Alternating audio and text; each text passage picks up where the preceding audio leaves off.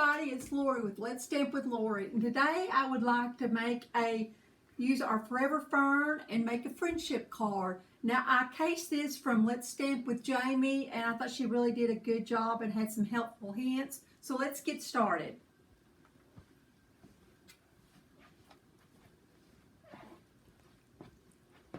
Now we did use this new Forever Fern that's in the new catalog, and it really has some cute sayings, sentiments, and I like the font on that. So we used that. Now I did, during our class this month, only a few came, and so I went ahead, just for safety reasons, went ahead and did everything for them to assemble themselves so they didn't have to use our embossing machine or anything. So that's why I don't have that, and it'll be really easy. But I still wanted to show you everything I used. So I used that. I used this cool reversible ribbon. If you haven't gotten this yet, it really is pretty. It's old olive and the pretty peacock. I'm sorry.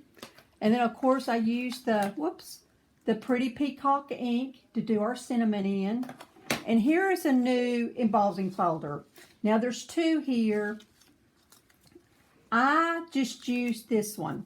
Now what I did, and let me show you because I've already done this, I just went and did 4 this way, turned it over and put it through my machine again like that, and then all this stuff is going to go on top of it, so no one's going to know that that's blank. Now the reason I finally did that, because when I made my original card, as you can see, I thought it would be real simple to line it up, and you may be able to do that.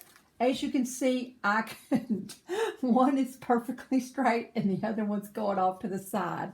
So that's when I got the bright idea about doing it in halves.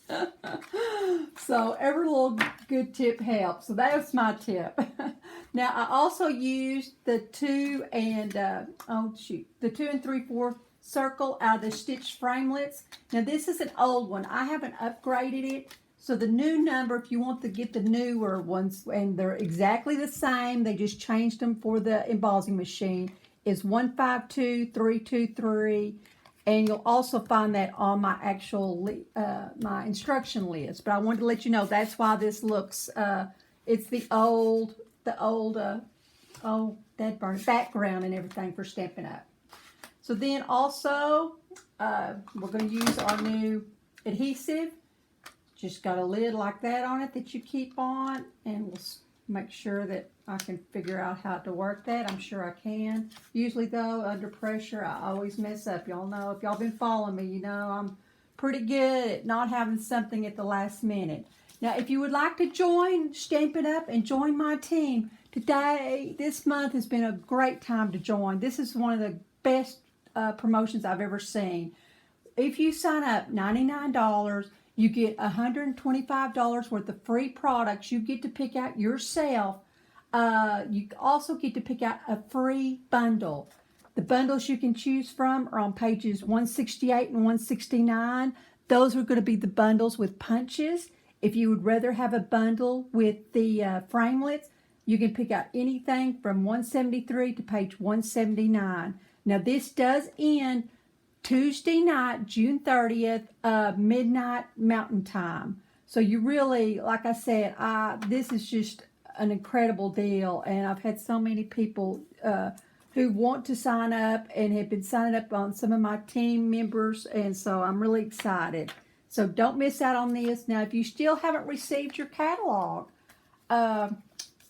please text, email, private message me, and I will get one out to you in the mail.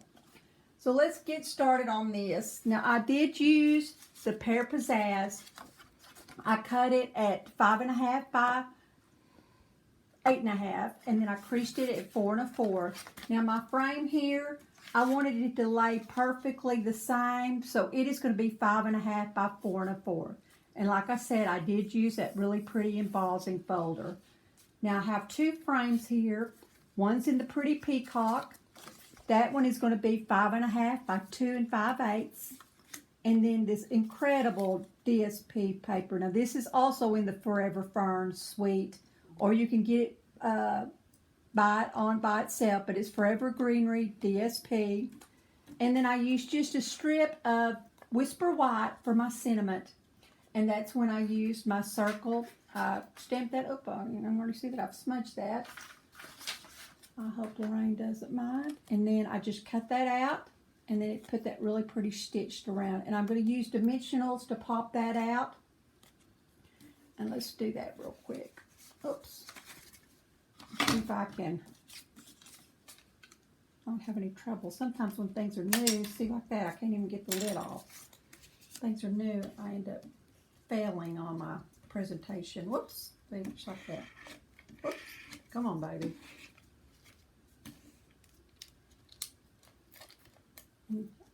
This is the second one I've had that was kind of hard to get started, but once it goes, it really does slide on there good.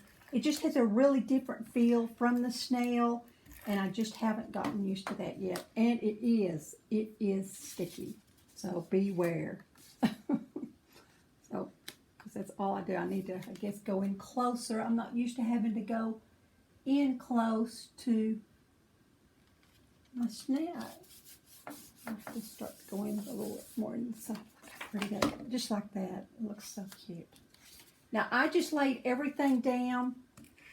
The only thing I didn't do was the, well, Lori Diane.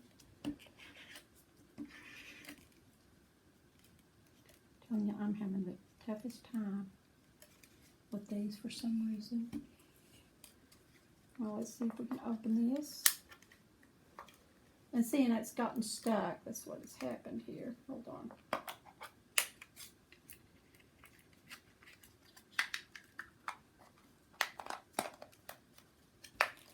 There we go. And I apologize. I've tried to practice some with it, and I've just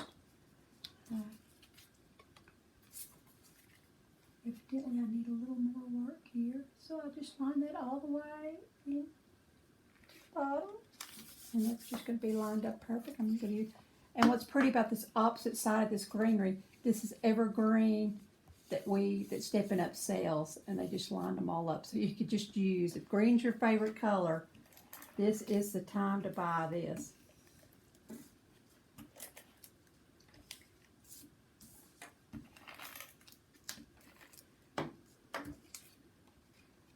So which way? This is mine. I like it that way. So I want that to go up. And I just kind of outline this both sides. And try to line it up as perfectly as I can. Okay. So now we're going to use our dimensionals. And I usually just put about 4 on here.